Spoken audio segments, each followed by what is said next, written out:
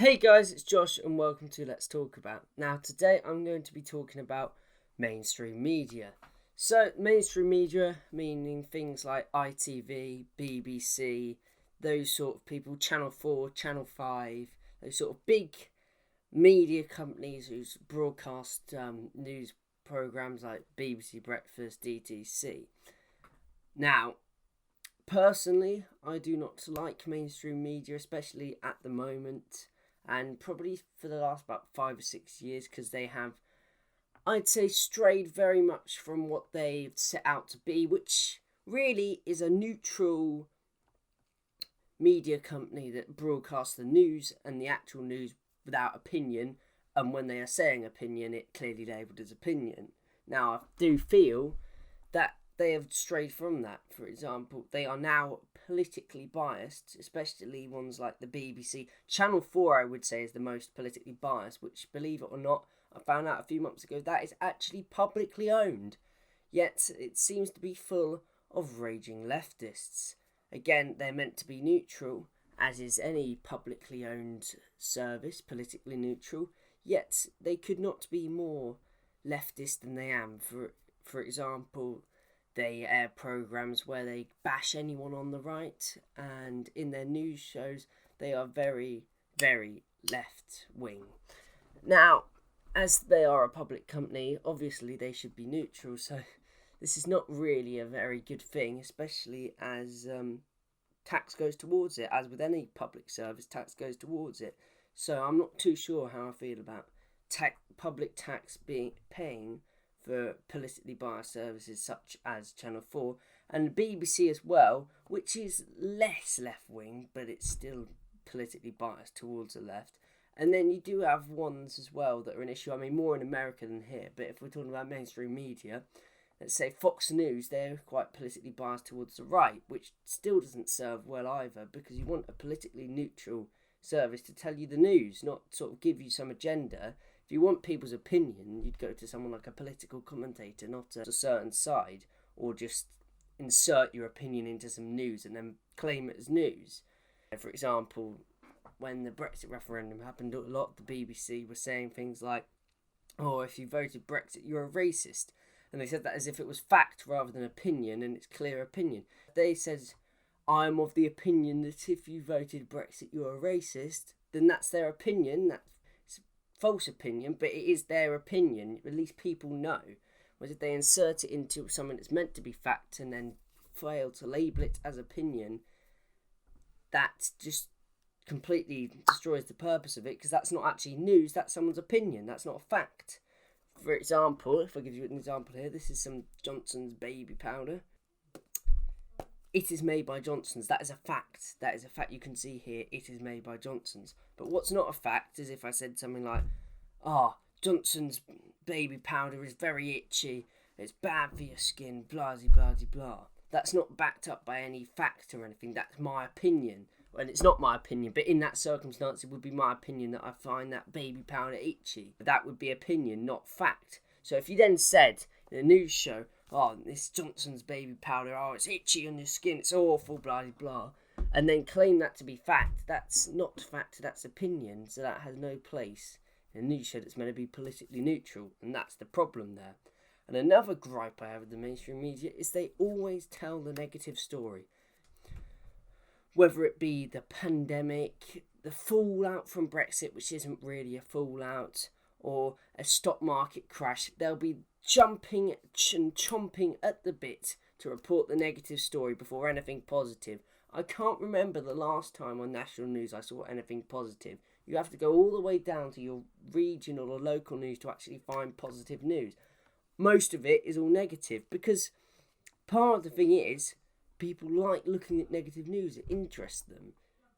Mainstream media, they always tell the negative side of a story, and whenever anything positive happens, it's just always confined to the local or regional news, which just isn't good for people to always be fed negativity. But I suppose the problem is with that one is that people are interested in negative stuff. If you say something like, for example, when Christian Eriksen had a cardiac arrest, people, were like, Christian Eriksen has a cardiac arrest, I'll read about that, that's interesting. Whereas if I said, somebody stopped someone falling off a bridge, you'd still be interested because it's quite an interesting story, but you would not be as interested because people seem to be intrinsically interested and intrigued in negative things. And I don't know why that is. Personally, I'm more interested in positivity because I get a bit bored of negativity, especially when it's constant negativity, especially with this pandemic stuff. Like, I got bored of the news reporting on the cases and the infections, blah de blah, after about the first month. Because it's the same thing over and over and over again. And they used that on all of their news time. They talked about that for all their news time instead of talking about other things as well, so they wouldn't report on other issues. So it was constantly, COVID, COVID, COVID, COVID, COVID. And then there's nothing about, there's nothing about how trade deals are going with other countries or crime rates, anything like that, anything else that's worthwhile to know for people of the country. Just COVID, COVID, COVID.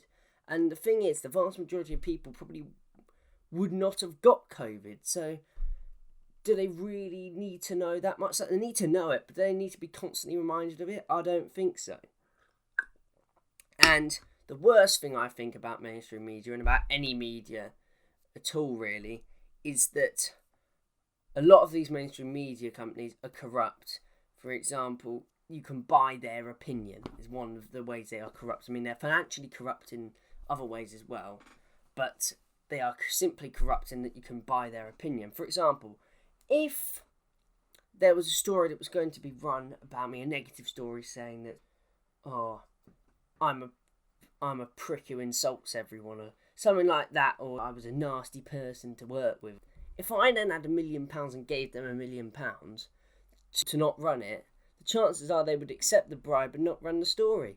So you can basically use money to get out of any criticism, to that unfair reporting, because it basically means that some billionaire who's done something really bad could actually get less criticised and less panned for that thing than somebody who's done something really minor, but they're not rich. So if somebody has nicked a chocolate bar and they're quite poor, the news would report on that and they get panned for it because they've done something bad.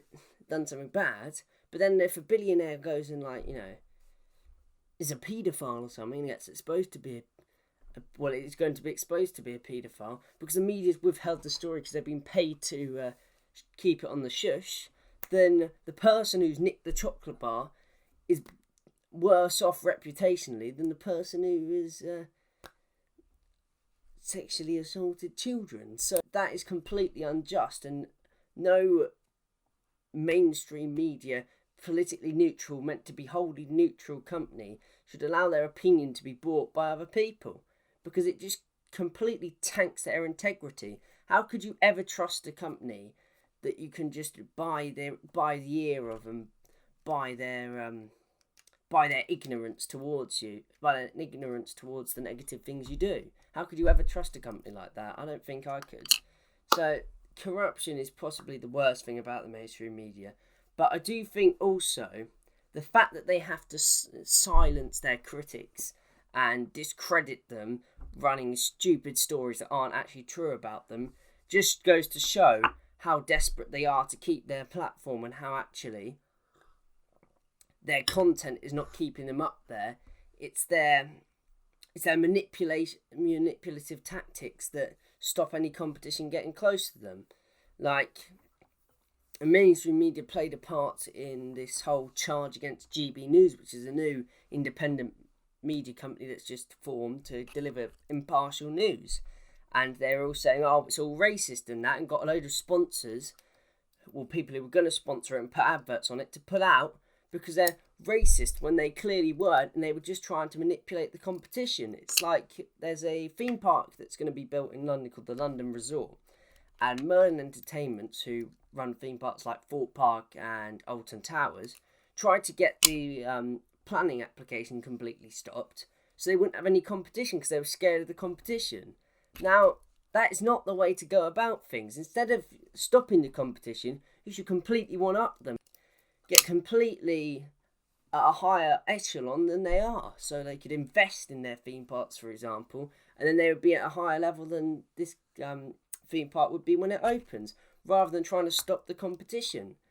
And thankfully, this way of trying to stop their competition was stopped in the end because the planning authority allowed the planning application to continue. So they lost that one, and 2 right, because it's actually restricting competition, which should go against trading standards, and it should never be allowed to restrict the competition towards something. You should be at the top of a certain discipline because you're the best, not because you've stopped any competition getting to you. That's how dictatorships work, by stopping competition, so they're always ruling. They're always ruling above everyone, and they have no competition. Thanks for watching. If you enjoyed the video, make sure to leave a like and subscribe for more content. There's also a bonus video out now. If you click on the information card here, you'll be able to go and watch it. It's a little time-lapse thing that I did the other day. So I hope you enjoy that. Thanks for watching, and I'll see you guys next week for another one of these. Peace.